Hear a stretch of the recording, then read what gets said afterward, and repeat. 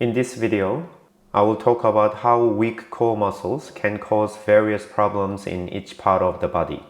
First, I will explain what would happen in the center of the body when the core muscles are weak.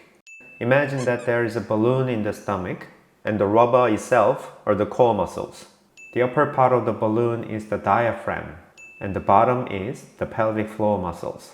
So if these core muscles hold the balloon tightly, the pressure inside the balloon, which is called intra-abdominal pressure, remains high. This increased pressure can push the spine and pelvis back and also support the ribcage upwards. Therefore, we can keep our bony structures upright, mainly due to the core muscles keeping the abdominal pressure high enough to support them. If any part of the core muscles get weaker, it would be similar to a balloon being deflated. As a result, the abdominal pressure decreases, which means the spine and pelvis are likely to get unstable. To be exact, this can cause the spine and pelvis to go forward or to rotate to one side. In addition, the ribcage goes down because the abdominal pressure doesn't hold it up properly. So, what will happen to the neck? If the ribcage goes down, the neck also tilts forward as it is attached to the ribcage. This is often called text neck or turtleneck. If we have a text neck, our eyes look downward. Then our body starts to compensate by lifting the head up because we can't live looking down at our feet. So when we compensate, the neck extensors behind the cervical spine get overly activated to prevent the head from looking down. This can start to change the neck curvature. At the beginning of the compensation, the neck curve can be maintained.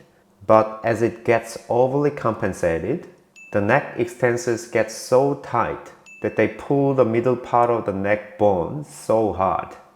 As the neck bones keep being pulled backwards, the curve may lose its original C shape and progressively turn into a straight line or even an inverted C shape. This compensation, in turn, gradually makes the neck and shoulder muscles tight, and tight muscles often cause pain. Upper trapezius pain is a good example. Also, as the neck curve changes, this can put more pressure on the front part of the disc, which can develop cervical disc problems over time.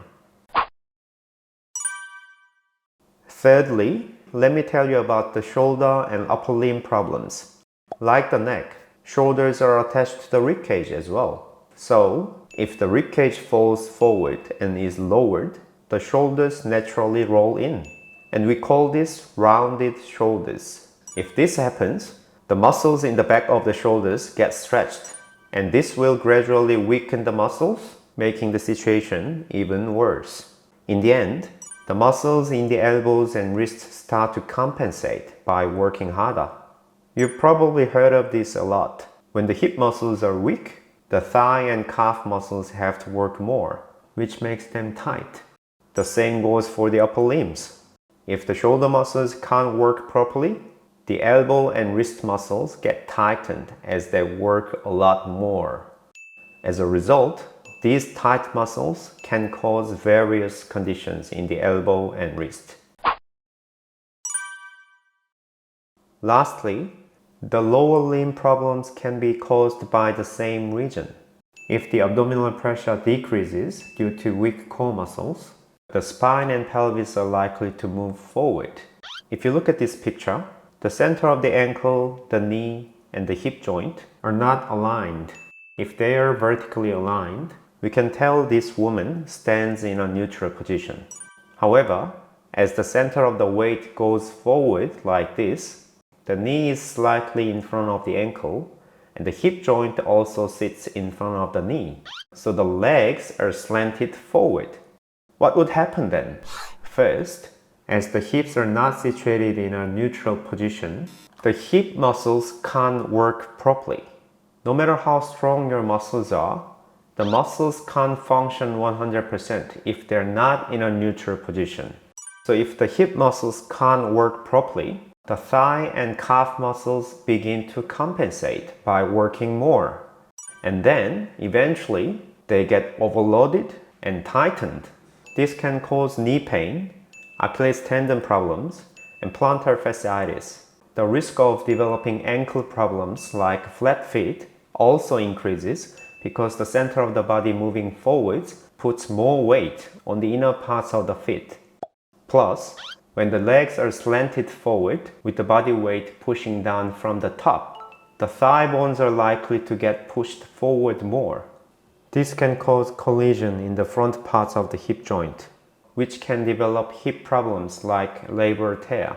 Therefore, no matter what problems you have, we'll aim to improve the body balance based on core contraction. I pursue this holistic approach because I believe that's the fundamental solution for every musculoskeletal problem. I will see you in the exercise sessions.